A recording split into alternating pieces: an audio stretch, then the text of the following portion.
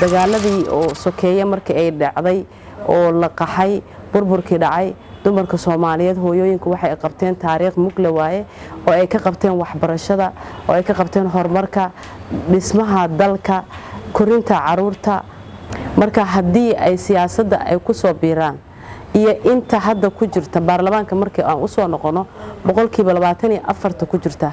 way ka muuqdaan xukuumadda inta ku jirta wasiir ah way ka muuqdaan caafimaadka dadka ka shaqeynaya kalkaaliyeyaasha isku oo isbitaalada ah gabdhaha ayaa ugu badan percentage ka shaqeynaya gabdhaha kaalintooda gabdhaha especially gabdhaha Soomaaliyeed kaalintooda aad ay u muuqataa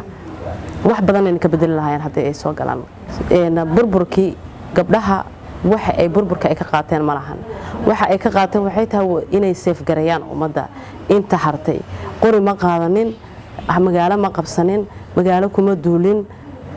in rafaadkaas ma geysanin dumarka Soomaaliyeed hal ay ahaayeen meel kasto ay isugu qaxaan ayaga ismartigelinay ayaga caruurta isku haynay ayaga caruurta isku korinay ayaga dhaqaalaha iyo maanta ifafaalada noo muuqato